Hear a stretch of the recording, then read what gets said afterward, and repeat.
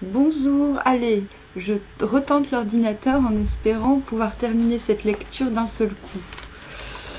Voilà. Désolée, cette lecture est en 5 parties, donc veuillez veillez à la lire à partir de la première partie.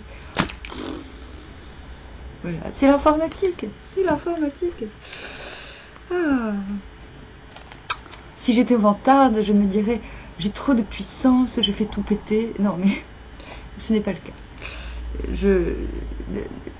C'est mon intelligence limitée qui est la seule responsable de ces problèmes techniques. Allez, on continue. Donc le chevalier au lion, 5e et dernière partie, si Dieu le veut. Ces deux diables, continua la jeune fille, combattirent le roi de l'île aux pucelles, et ce fut pour lui une terrible épreuve, car à l'époque, il avait à peine 18 ans. Il pouvait le pourfendre aussi facilement qu'un agneau. Le roi eut grande peur, et il se tira de l'épreuve le mieux qu'il put, en jurant d'envoyer chaque année dans cette forteresse 30 des jeunes filles de son royaume. Il fut tenu quitte pour cette rente.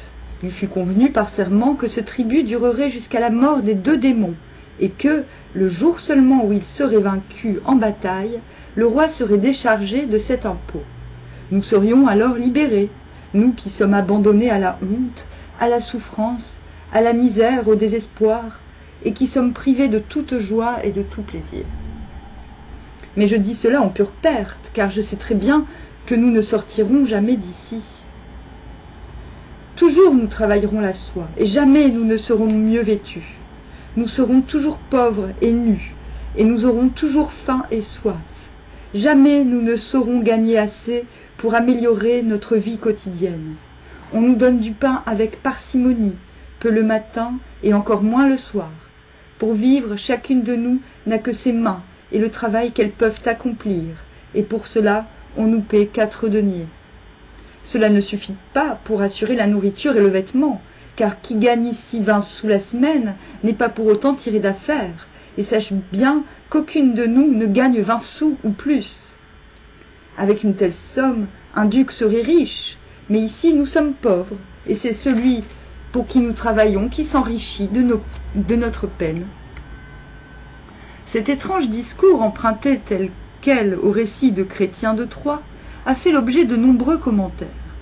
À la fin du XIIe siècle, la Champagne était l'une des régions les plus prospères d'Europe, grâce au commerce et aux industries textiles. La ville de Troyes contenait de nombreux ateliers qui employaient une multitude d'ouvriers et surtout d'ouvrières mal payées et dont le travail harassant profitait aux propriétaires de véritables dictateurs exploitant la misère du peuple.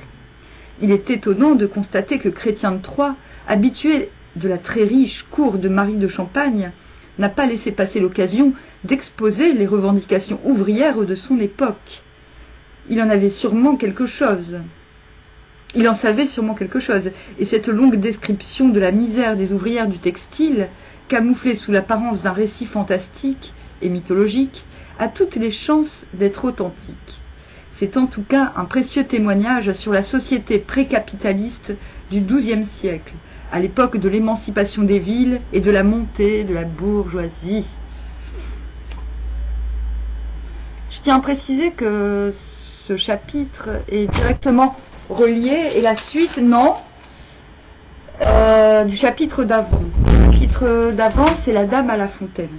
Voilà. Donc, certains chapitres peuvent se lire tout à fait indifféremment des autres. Celui-ci, d'ailleurs, peut se lire aussi indifféremment des autres. Mais certains chapitres se suivent. Voilà. Où en étais-je ?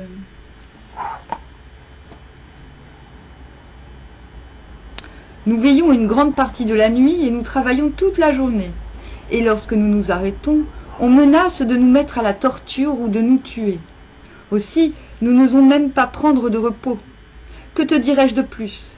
Nous sommes si malheureuses que je ne saurais te raconter le quart de nos souffrances. Mais ce qui nous rend folles de douleur, c'est que très souvent, nous voyons des hommes valeureux et pleins de courage venir combattre les démons qui nous gardent. Ils paient très cher l'hospitalité qu'on leur accorde. C'est d'ailleurs ce qui t'arrivera demain, car il te faudra bon gré mal gré combattre tout seul contre les deux diables incarnés. Et je t'assure que tu y perdras ton nom. Je l'ai déjà perdu, mon nom, dit Yvain, avec une certaine amertume. Mais je répète mon vœu, que Dieu nous rende joie et honneur, et je jure bien que si je peux vous tirer de votre peine, je le ferai volontiers. Maintenant, je veux aller voir quelle mine me feront les gens qui habitent ce château. Va donc, Seigneur, répondit la jeune fille, et que te protège celui qui donne et disperse tous les biens de ce monde. Il arriva dans la grande salle et n'y trouva ni bonnes ni mauvaises gens qui lui fussent de quelque secours. Il poursuivit son chemin et se retrouva dans un verger. Il aperçut alors, appuyé sur le coude, un homme d'un certain âge qui gisait sur un drap de soie. Une jeune fille se tenait devant lui et lui racontait une histoire du temps jadis. Pour écouter la conteuse, une dame était venue également s'accouder. D'après la ressemblance, ce devait être la mère de la jeune fille, et l'homme d'un certain âge ne pouvait être que son père. Elle ne paraissait pas avoir plus de 17 ans, et elle était si belle et si douce que le dieu Amour eût mis tous ses soins à la servir s'il l'avait connue, et il ne lui fait aimer par un autre que lui-même. Pour obtenir ses bonnes grâces, il eût plutôt renoncé à sa divinité et se fut changé en homme. Quand ils s'aperçurent qu'Yvain était entré dans le verger, tous ceux qui s'y trouvaient se levèrent et l'entourèrent. « Sois béni, Seigneur, dirent-ils, sois béni en toutes tes entreprises, et que Dieu aide tous ceux que tu aimes. » Ils étaient tous en grande joie, et lui firent très bonne figure, comme s'ils avaient plaisir à l'héberger. La fille du Seigneur le servit et l'honora, comme on le doit à un hôte de marque. Elle lui ôta son armure et, de ses belles mains, lui découvrit le visage. Puis elle tira d'un coffre une chemise ridée et des braies blanches, et prenant du fil et une aiguille, elle lui cousit les manches. Elle mit ensuite autour de son cou un manteau de vert et d'écarlate. Yvain était confus de tant d'attention et ne savait pas ce qu'il fallait en penser. Cela contrastait tellement avec l'hostilité qu'on lui avait manifestée jusqu'alors. Quand il fut habillé et paré, Yvain se promena à travers le verger, et son lion le suivit tranquillement, comme s'il avait été un chien fidèle. Yvain admira les arbres et les fleurs, et s'engagea ensuite dans une courtine, d'où il pouvait voir tout le paysage alentour. Il aperçut un vol d'oiseaux noirs dans le ciel qui semblait tourbillonner autour de lui. Intrigué, il les regarda attentivement. L'un des oiseaux plongea et disparut derrière une échauguette. Quelques instants plus tard, il vit surgir une femme vêtue d'un grand manteau noir et dont la chevelure brune flottait au vent. La femme s'approcha de lui et Yvain la reconnut. « Morgane !» s'écria-t-il. « Que fais-tu ici ?»« Ne parle pas si fort, répondit-elle. Il est inutile qu'on sache ma présence ici. Je suis venue t'avertir que tu devras demain affronter le plus terrible péril auquel tu te sois exposé. Ne t'inquiète pas pour moi, Morgane. Je me suis tirée de plus mauvais pas. Et je savais en venant ici que je m'exposais à de grands dangers. Mais peu m'importe, puisque la femme que j'aime m'a rejetée. Je préfère mourir dignement que de mener une vie de regrets et de remords. » Morgane se mit à rire. « Ce n'est pas encore le moment, dit-elle. Tu as mieux à faire que de te morfondre en songeant à la dame de la fontaine. Tu connais bien des choses, Morgane. Tu as beaucoup de pouvoir, mais tu ne peux rien pour moi. »« Qu'en sais-tu » demanda-t-elle. « Je n'ai pas confiance en toi, » répondit Yvain. Morgane le regarda avec ses yeux intensément lumineux. « Tu as bien tort, Lunède est une de mes fidèles servantes, et c'est sur mon ordre qu'elle est venue à ton secours quand tu te trouvais dans un péril mortel. C'est encore sur mon ordre qu'elle a fait en sorte de te réconcilier avec Laudine de Landuc, puis te permettre de l'épouser. Il est vrai que tu t'es acquitté de ta dette envers elle, puisqu'à ton tour, tu lui as sauvé la vie. Écoute-moi bien, Yvain, fils du roi Urien. Il y a des choses qui te dépassent, parce que tu n'es pas capable de les comprendre. Sache que demain, il te faudra combattre deux adversaires que personne n'a jamais pu vaincre, parce qu'ils sont protégés par des pouvoirs magiques. Ce n'est pas la première fois que j'affronterai de tels pouvoirs. Jusqu'à présent, j'en ai toujours eu raison, au nom de Dieu Tout-Puissant. Peut-être, mais tu n'as jamais eu à combattre de fils de diable. Je sais ce qu'il en est, et j'ai reçu les enseignements de Merlin à ce sujet. » Elle se tut, fouilla dans son manteau et tendit à Yvain un cordon au bout duquel pendait une médaille en métal blanc. Prends ce talisman et promets-moi de le porter sur toi lorsque tu iras combattre ces maudits démons. Il m'a été remis par Merlin, et c'est le seul moyen de te protéger. Jure-moi de le porter. Je te le jure, dit Yvain. Mais puis-je te demander, Morgane, pourquoi tu t'intéresses tant à moi? Jusqu'à présent, tu paraissais plutôt hostile à mon égard. Morgane sourit. Elle regarda le ciel où tournoyaient les oiseaux. Il faut que je parte, dit-elle. Prends bien soin de toi. Fais-le au moins pour l'amour de ton père, le roi Urien. Elle disparut de l'autre côté du mur. Peu après, Yvain vit un oiseau noir s'envoler de l'échauguette et rejoindre ceux qui tournoyaient. Les oiseaux prirent la direction du couchant et disparurent dans les brouillards du soir. Yvain retourna au verger où l'on semblait ne pas s'être aperçu de son absence. Comme le moment du repas était proche, on l'emmena dans la salle où les tables avaient été préparées. On le fit asseoir entre le maître du château et sa fille, et on lui servit les mets les plus délicats qu'il eût jamais mangés. Et quand la nuit fut venue, on le mena dans une chambre, en grande cérémonie. Lorsqu'il fut au lit, bien à l'aise, ils se retirèrent, et Yvain s'endormit, le lion gisant à ses pieds, comme il en avait l'habitude. Le lendemain, il demanda naturellement son congé à son hôte. « C'est impossible, répondit celui-ci. Ami, il faut que tu saches qu'il y a dans ce château une très mauvaise coutume de diablerie. Cette coutume est établie depuis fort longtemps, et je suis obligé de l'observer.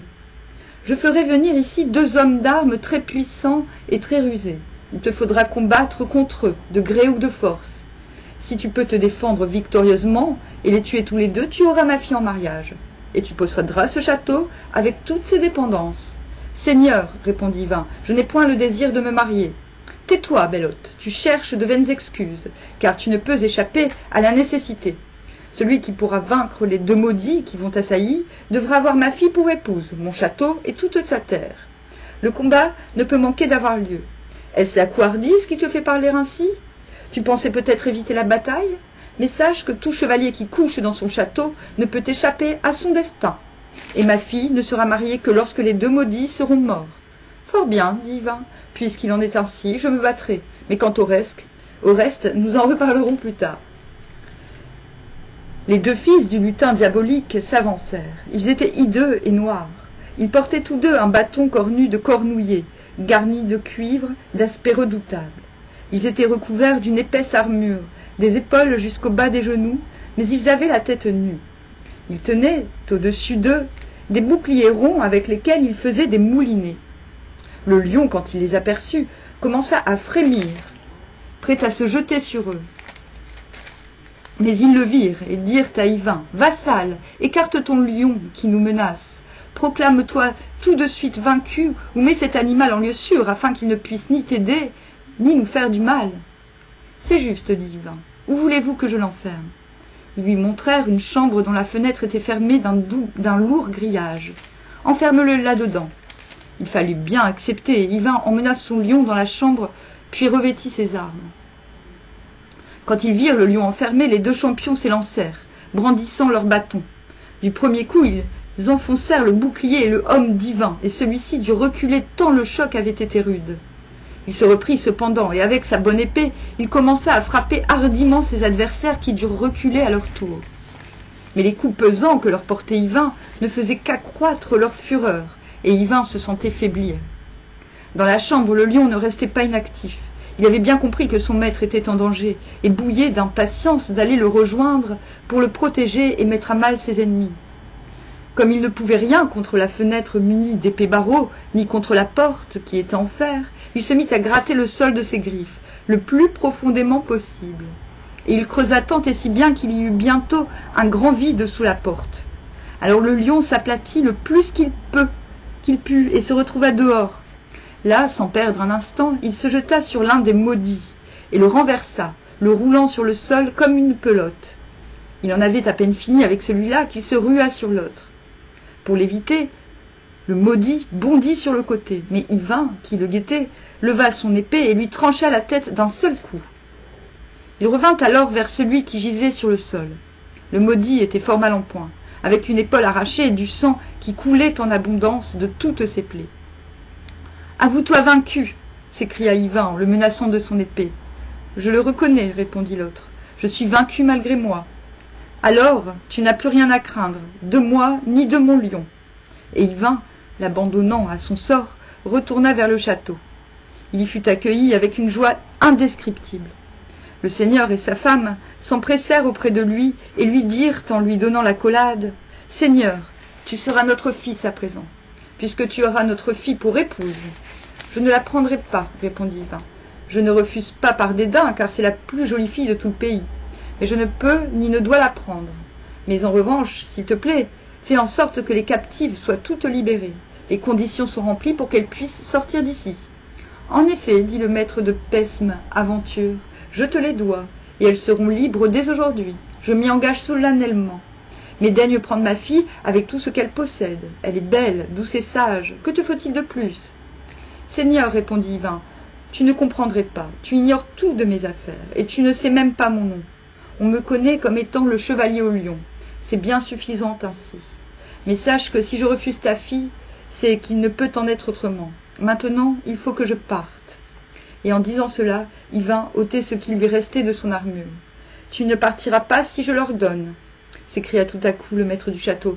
Si tu refuses ma fille, jamais la porte de la forteresse ne s'ouvrira pour toi, et tu resteras en ma prison. Tu me fais injure mortelle en dédaignant ma fille que je t'offre. Loin de moi la pensée de t'offenser, répliqua Yvain. Je te répète que je ne peux prendre femme, ni demeurer ici. Alors tu devras mourir, cria le père. Il sortit un poignard qu'il brandit vers la poitrine d'Yvain, qui ne broncha pas. L'autre appuya le poignard, mais la lame heurta le talisman que Morgane avait remis à Yvain. Subitement, le maître du château se figea dans une totale immobilité. Et, regardant autour de lui, Yvain s'aperçut que tous ceux qui l'entouraient se trouvaient dans la même attitude.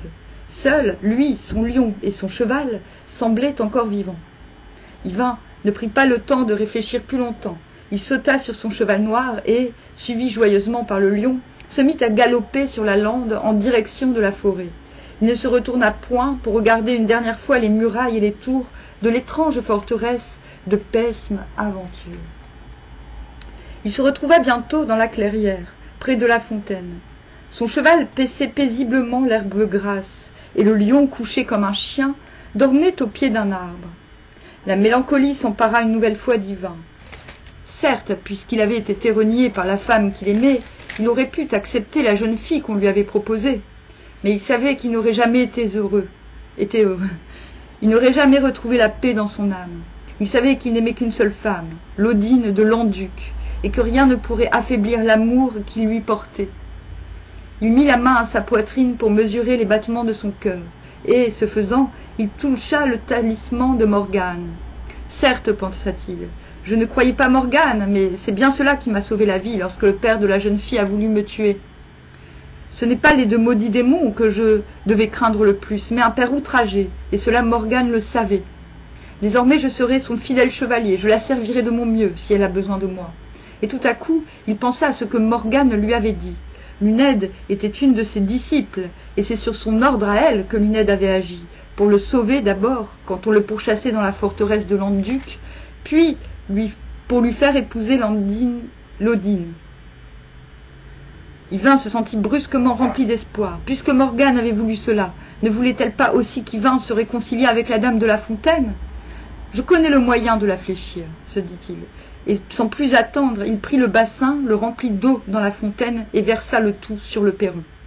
La tempête fut terrifiante. Il semblait que toute la forêt allait s'engloutir dans un abîme insondable.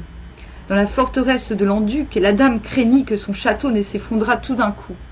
Les murs se lézardèrent en plusieurs endroits, la tour trembla, et il s'en fallut de peu qu'elle ne se renversât. Les gens avaient tellement peur qu'ils maudissaient leurs ancêtres. Honni soit le premier homme qui éleva une maison dans ce pays, honni soient ceux qui construisirent ce château, car sous le ciel, ils n'auraient pas trouvé un endroit aussi détestable, puisqu'un seul homme ne peut nous envahir et nous persécuter. La tempête se calma cependant, mais le lendemain, Yvain versa de nouveau de l'eau sur le perron, et le surlendemain également. Il subissait lui-même les effets de l'orage et de la pluie, mais peu lui importait. Il savait bien que l'Odine allait réagir d'une façon ou d'une autre. Et quand la tempête cessait, il se réjouissait d'écouter le chant des oiseaux sur le pin. Le troisième jour, Luned alla trouver l'Odine. « Dame, lui dit-elle, cela ne peut plus durer ainsi. Il nous faut trouver de toute urgence un défenseur pour la fontaine. Or, aucun de ceux qui sont avec nous dans cette forteresse n'est assez courageux pour affronter le péril. Nous devons aller chercher ailleurs. » « Oui, répondit l'Odine. Mais où aller le chercher? As-tu un avis, toi, qui donnes parfois de si bons conseils? Je n'en ai pas, répondit sèchement Luned. Et puisque nécessité fait loi, prends un de tes vassaux et ordonne-lui de surveiller la fontaine. Je ne garantis pas le résultat, mais il faut faire avec ce que l'on a. Tu n'y penses pas, s'écria la dame. Ils sont tous plus couards les uns que les autres, et le seul bruit de la tempête les fait se terrer dans les caves. Je n'ai plus rien d'autre à proposer, dit Luned, et elle sortit de la chambre.